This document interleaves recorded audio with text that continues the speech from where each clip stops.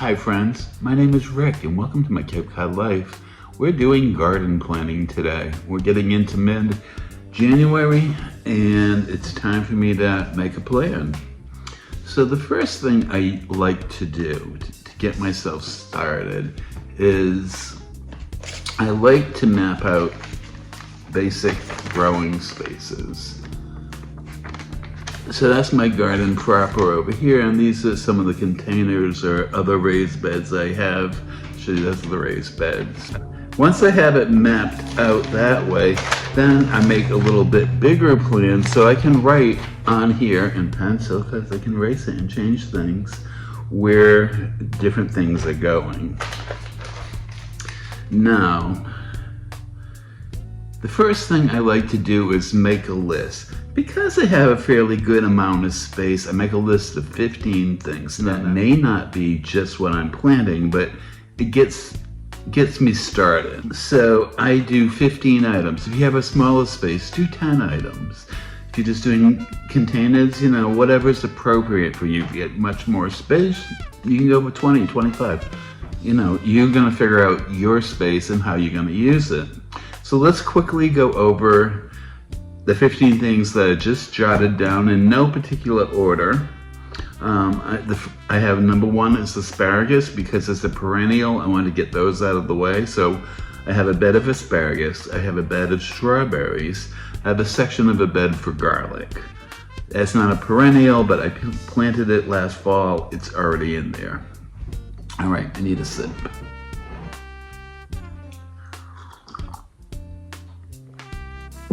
Okay, next I have lettuce, followed by cucumbers, then summer squash, tomatoes of course, Asian greens, kale, peppers, beans, and that's going to include bush and pole beans, radishes, beets, okra, and 15 is herbs. From there, I got to figure out when I need to plant things in the garden, when I need to start seedlings. So what I find quite useful is this Clyde's Garden Planner. And you'll put your frost dates in there, and it can tell you like when and where to plant your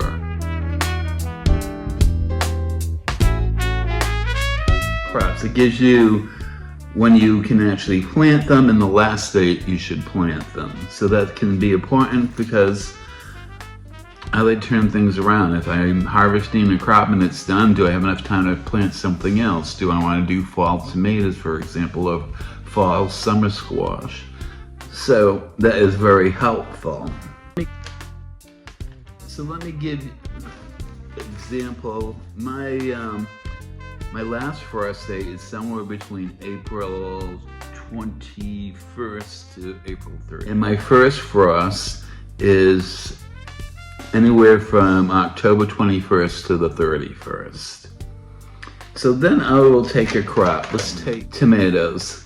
Clyde says I can plant them on 5/17, but I live on a peninsula. That means it's gonna warm up a lot more slowly, so I know I'm not going to plant tomatoes until Memorial Day, the end of May. But I keep that in mind. If I'm going to start them according to those dates, or to my dates, I want to start them by April 22nd at the latest. Now, the last time I can plant seedlings would be about, it says here 7/5, so the day after the 4th of July, if I wanted to have a second crop for the fall. So if I had space and I could put like something quick, like a Roma tomato or something like that, then that's when I would plant it. All right, let's take another example, lettuce. Now lettuce is frost hardy, but it can only take so much. Well, actually it can take a lot. I have some out in the garden that I suspect come spring will regrow. So I can plant them as early as April 5th, depending on the weather that year. I would start them about March 15th, and probably the last time I would plant it would be around the same time as the tomatoes, 7/5, 7/15 actually. I have a little grace period because even though we slowly warm up in the spring, we slowly cool down in the fall. So I have like a little extra grace period for cool hardy plants in the fall. So you go through all the different crops that you're thinking of planting, and you get those dates in mind. Now, apparently I threw it out, but last year I had a calendar of when to do it. When I did different things, and I really can't find it right now. I'm kind of sad about it, but I'll start a new one this year. Thing about that is you can save them from year to year, and if it was successful, circle it or make a note of that. It's a good way to quickly journal what you're going through. Once I have all my crops plotted out and where they're going into the garden, then I move to seeds to make sure that I have the seeds that I need for the year. I assure you I do. Could end up buying a couple of packets, but hi, my name is Rick. I'm a seedaholic. So then you will take out, let's see what we'll go with. Let's go with tomatoes. And if I figured I'm gonna plant 15 plants, then I have to figure out which varieties of tomatoes I wanna do.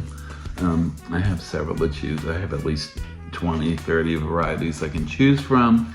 I will do that in a separate video when I decide what I'm planning for the year, but we're just planning it out right now. I do know something like peppers, because it has a long growing season. I'm gonna start those in another week or two, just so they have a really good start in the spring.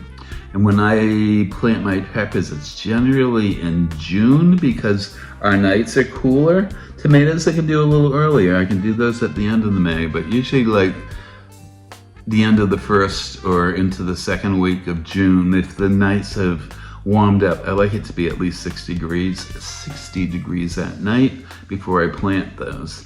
Same thing with my okra. I will actually start those indoors, and I will plant those about the same time as peppers. When I'm planting, I'm keeping in mind when my trellises are, so I can do the pole beans, the cucumbers, or other climbing and vining crops. When I have that all planned out and I start actually planting in the garden, then I'm like, oh, I can tuck a little something here because I have a little extra room. So maybe I'll put an herb there, or an extra, maybe a square foot of radishes because I have extra room. The other thing I'm trying to keep in mind is I plant a lot of lettuce in the spring because I'm not going to be planting my tomatoes until it's harvest time for most of the head lettuce.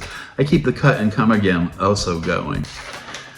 Now, when I was talking about how much space I had, it includes a lot of things. I have 6 beds that are 4 by 8 feet, and those can handle a whole lot of things. I also have oval metal raised bed. I have 6 of those. They're about 20 or so inches by 50 inches, I think. So they're like, almost 2 by 4 feet. I also have round metal raised beds. They're 3 feet across, and I have 4 of those.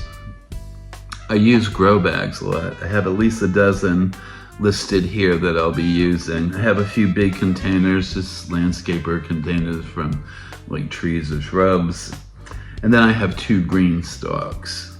Let's take one of my green stalks. I start in the spring with cut and come again lettuce. So I have all these salad herbs at the top. Tier usually is reserved because I have thyme and rosemary already in there for herbs. Once it starts warming up, like, the end of May, then I might change it up, and I did last year and I probably will this year. I'll put some like basil, fresh tender herbs. I'll do some micro dwarf tomatoes, and I also have a little eggplant that I like to plant in there, as well as a little a mini pepper plant. Usually I do Thai dragon. Excuse me. Hopefully, I think I might have another mini or dwarf pepper plant. All right, so we have a list of things. We plot them out where they go. We make a calendar of when to start seedlings, when to sow direct, and then from there, we checked our seeds to make sure we have everything I need, which I still have to do that part, but I'm, again, pretty confident I don't need much of anything.